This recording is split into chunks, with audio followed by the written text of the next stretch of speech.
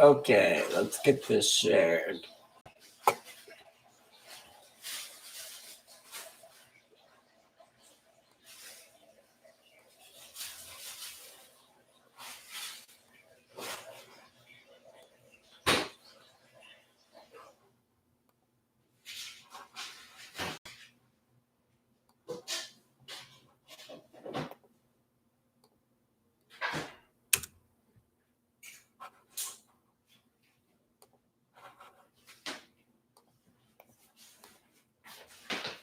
I'm turning the oven off for now because otherwise we're going to burn. Got you.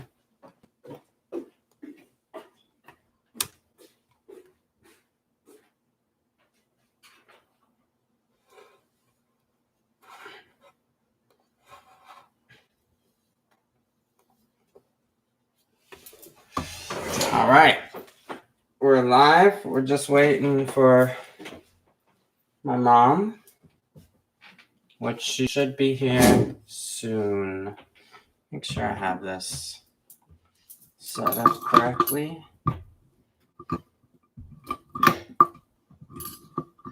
Needs to be just a tad higher, I think.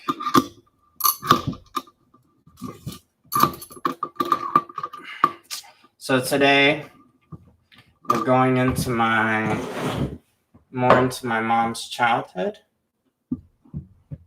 and what she went through, how it affected her, etc. And she should be here shortly. So please don't mind. I'm getting a little herbal jazz refreshment for this chat.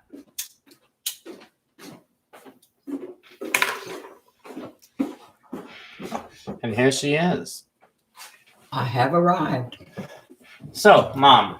Yes. To begin the day off, we would like to get more into your childhood. I know we talked about it a little bit in the last live show, but let's get into, like, we got into your rheumatic fever. Let's get into your childhood and your relationship with your mother and how that affected you and your father, and maybe that circumstance that gave you less respect for your father. That's necessarily doesn't have to be what you talk about. I want you to freely kind of talk, but those are just some kind of guiding points I want to give you. So the floor is yours. Well, really what I wanted to discuss today was so many times I wonder how I turned out like I did with my personality, my anxieties, the different way I think about things. And I try to go back, I guess, like all of us do, to some point in my childhood to actually try to understand myself better. And I had a fairly normal childhood, except for moving a lot. And where I really wanted to start was we had a house in Minnesota that we lived in the basement. They built the basement first into the side of a hill. And we lived in that basement from the time I was 3 until I was 6. And then my father and his brothers built the rest of the house up. So we moved upstairs. And I totally love that place. That is where I had the rheumatic fever. And when we had to move from there, I was just so distraught. I wasn't much for making friends. And I think that had a lot to do with being on the farm, being alone so much. I was always seemed like I was only with me and not with anybody else. And then we moved from Minnesota. But I cherish those memories there because before we moved from there, I was basically a happy person or a happy child. After that, I became very solemn. Before we moved into the basement, we had lived in an upstairs apartment. There was lots of old houses up there that are converted into apartments. And me and my brother had the mumps together. And it's strange what you remember about your childhood. the good and the bad. I try to concentrate on the good. And the thing I remember about having the mumps, it wasn't pleasant, but it was my brother and I sitting on the front porch of the upstairs apartment watching the world go by while we had mumps together. And it was just a happy memory. May I ask which brother? Oh, Stephen, my brother that's 18 months younger than me. Okay. I don't really have that much in common with my baby brother because I was already 9 years old when he was born. He was born, in fact, mother got pregnant with him while I had rheumatic fever. Wow. Okay. Yeah. Continue. But I love Minnesota and the little town that we were raised in. And it's kind of like Berlin and German weather, Minnesota. And that's Oh, why yes. all the Germans kind of moved to Minnesota. Right, because it was, well, first of all, because it was on the Great Lakes and you have to be near a water source, especially back then. And that's why that area is basically a Germanic area in Minnesota, because the weather was extremely, or is extremely similar to Berlin, Germany, that part of the world where they all came from. But I don't know. I remember having one friend when we lived in that house, and she, of course, everybody lived far, far away because nobody was close to each other. And I used to go walk up the hill and go and visit her. And then we had been friends for only about 6 months. And that was when Mother decided she wanted to move again. Mother always said that it was because I had rheumatic fever and we had to move. Well, I found out later that was BS, that Mother just wanted to move. Mother was born and raised in the same house in Minnesota. And Mother wanted to get away, wanted something different out of life. I'm not sure what. I don't think she even was sure what. I asked her about that many, many, many years ago, or many years after that, probably about 15 years ago, because she's been gone almost 10 now. I asked her why we moved so much, and she didn't even have an answer herself. She just said anxiety. And I says that caused so much turmoil in my life and my brother's lives. We never felt like we were stable. We couldn't get friends because we were never somewhere very long. And it was difficult growing up with her. My grandmother, her mother, they were not loving people. They were hardworking people. Cold. But yes, cold nature, didn't show affection much. We only got together twice a year, Thanksgiving and Christmas. And but now my dad's family, that was a different, because they were farmers. But I always lived close to my mother's mother, my Nana. And my mother was never taught how to be warm, to be affectionate. And she passed that on to us. It's still difficult for me to be very touchy, feely. I raised my children with lots of love. Well, and to reiterate on that, her anxieties may have passed to you, and maybe that's why you moved so much during your life. Oh, I'm sure that's probably the main reason. And I'm sorry to interrupt. Keep going. Well, you did. But I'm sure that's the main reason is because I never felt settled in one place. And of course, I passed that on to my children. And they've all moved around a lot too, tried to be more settled. But it's, I don't know. It's something I've always wondered about and tried to explain to myself why I do what I do and am who I am. But if you know, please let me know, because I have been trying to figure it out for many, many years. Yes, please ask a question if you would like in the chat. So let's get in more into the farm life and kind of your daily activities of what you had to do to, keep food, keep water, outhouse, all of that stuff. Let's get into the farm life and what it took to keep that going. Well, I was very young back then, but still, everybody had responsibilities from the minute they hit the floor. You hit the floor running. You got up when the sun came up, and you went to bed shortly after the sun went down. But when we got up, we had to. My job was to get the eggs from the chickens, and that's not as easy as you think they are, because these guys, they don't mind laying them, but they really don't want to give them up. But our daily chores were basically feed the chickens, feed the pigs, feed the horses, feed the cows, harvest the eggs from the chickens. And of course, they were all free range, and we had coops, but it was all free range. And then the cows had to be milked. I learned how to squeeze a cow's tit when I was very young and how to get the milk. But then later on, of course, I always drank the milk too. And then we found out later on that I had a allergic reaction to them and actually lost my gallbladder because of it. It disabled my gallbladder. But then we had to feed the cows, feed the horses, plow the fields. There was an endless responsibility as far as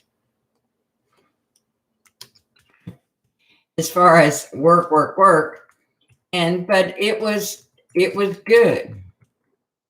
It was a really good thing to have been raised around there, to where you had to go to the bathroom in the outhouse. You slept in a feather bed that was made out of a feather mattress. I actually slept up in the attic, and that was my little heaven, my little world.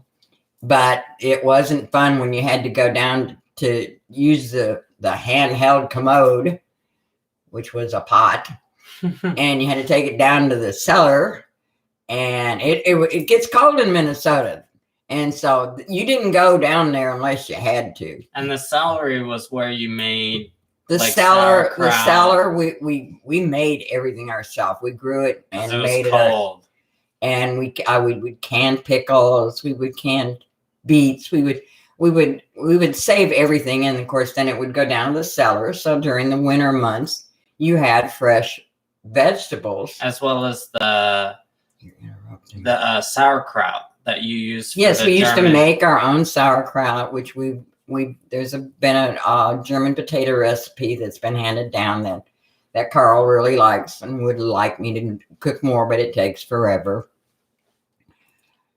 Have you or do you grow your own organic tomatoes? I feel sometimes organic tomatoes are some of the best things ever. We are actually trying to grow tomatoes. We have tried before, but that is our next step. Well, actually, our next step is get a full crop of potatoes going so we can have it on rotation. Trying to get our pineapples growing, our lemon trees growing, and the next step is like onions, tomatoes, celery, kale, spinach, a moringa tree. We really are trying. This year is going to be planting all of our lemon trees and trying to get some tomatoes going and be as self-sufficient as possible for our juicing. As far as when we were on the farm, I don't know if they were organic. We grew our own tomatoes. We harvested our own seeds and regrew them like we did the corn and potatoes. We had potatoes and corn and wheat and you name it. We made it. We had basically we're corn farmers. Our major acreage was corn. But then my grandma and I had a garden, which some people would say it was really a crop because our garden was so big. And so we basically did have, because that's how you survived. You grew your own stuff. We went to town maybe once a month to sell excess eggs and excess milk to the local stores, which were not like a Kroger or a Walmart. They were just little mom and pop deals where people would buy what they needed. And one time we went to the city to do our trades, and we had an old Model T Ford. We had to crank it. I would crank it. That's how you got it started. Wow. And Granddad would drive it, and we would go to town. And one time he treated me to a movie. Now this was really First movie? It was the first movie I had ever seen. Wow. It was a black and white, not talkie. They had words going across the screen. It was a Ma and Pa Kettle movie. Do you know the name? Ma and Pa Ma Kettle. And Pa. Kettle. Kettle. And that's when that's one of the memories I have about my grandfather. He didn't say much, but when he did, you paid attention. So how did that movie affect you? Watching it with him. It didn't affect me at all that I remember. I don't. Okay. I only remember being able to go to it, that it was a special treat, and he took me, and it was black and white, and I was already reading because he taught me how to read very young. And so you had to read the words and then react to the actions. So you go ahead. They had an organ player out front. So you would, Wow. They were actually, you were watching the actions, listening to the organ player, and reading the screen. So it was a lot different than movies are today, like the movies I watch on my DVD at night. That's beautiful. But it was a great memory. So you don't really remember the silent film? No, I don't. We should definitely watch it together soon today. If you can find it, good luck. We're talking about a movie that's Mom and Pa Kettle, over 70 years old. I'll do some searching. But I have a lot of old school memories. But yeah, let's get more into your farm life and what you had to do, daily tasks. Well, I pretty much hit all of that. Okay, I mean, you plowing. worked your ass down, you plowed. I rode the mule, and Granddaddy had an old steel plow, nothing electric, nothing gas powered, nothing. Everything was manual labor. When we had to plow the big fields, the neighbors would come around and they would help us. And then when they had to plow their fields, we would go over there and help them. But it was pretty much handwork, and it kept you busy all day, every day. You didn't have a weekend. You didn't have a day off. We weren't religious people, so we didn't go to church. And it was basically just me and my grandma and my grandpa. And then when family would come to visit, of course. And then when I was 5 years old, just fixing going to school, I moved back into the city with my parents. And let's go into that. Why your dad gave up the farm to move to the city, because if I'm correct, it had something to do with your mom, correct? Can you elaborate? Well, my mother never got along with my grandmother because my grandmother was a bossy old bitch, and my mother was a bossy old bitch. And so it just conflicted. Mother was young. She was, I was born right after she turned 18. So, or 16, Lord knows, I don't know. My memory fades every once in a while, but she was very young. And then my dad, the farm wasn't attractive to my father anymore because my mother wasn't happy, and my dad would do anything to keep my mother happy. So he was an mechanic on airplanes during World War II. So he went to work at a automobile manufacturer and did repair work on automobiles, because they were, back then, cars were really starting to kick off in the 50s and stuff, to where everybody had one. And that's Grandpa Ted. Yes. Amazing, amazing. So he moved back to the city. He wanted to keep the farm, but he moved to the city because your mom was unhappy at the farm. Pretty much, yeah. Pretty much. And then they lost the farm. Oh, it was quite a few years after that. No, they didn't lose the farm. Granddaddy, actually, when he turned 65, decided to retire, and they sold the farm. Okay. But the thing is that they moved to the city, and Granddad was so used to working hard labor every single day. when he moved to the city to this little house, all he had really was to putz around in the garage in his workroom. And he was gone. He passed away in his sleep less than 6 months after they moved to the city. His body could not take the change from hard labor every day to absolutely doing practically nothing. And I think that's why one of the reasons I'm a workaholic is because as long as I'm working hard, I'm going to be around, and I want to be around for a long time. Well, I think this was a beautiful chat, and I'm excited to do many more of these. Is there anything you would like to close the day off with? Anything that you're feeling on the tip of your... Well, all I can say is go back to your roots in your mind, but don't make it so hard on yourself. Don't try to figure yourself out. You are who you are today, and either be happy with it or change it. Being anxious over your own mind is hard on you. And if you can't be comfortable within your own mind, then neither can anyone else. Well put. Well put. I had something to say about it, but I lost it. But I think you described it perfectly. Well, thank you for having me again, and everybody have a good day. Au revoir, Shetty. What is your business again? I'm a graphic design artist, or graphic designer. I put ads together. And what is the name of your business? Dynamite Graphics by Susan on Facebook. And on Instagram? On Instagram.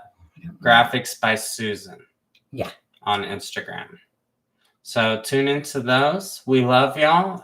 We totally appreciate y'all tuning in and giving us questions and feedback. It means so much to us, and it's going to help us grow through these live sessions. And I plan doing podcasts with her in the future once our computer gets fixed.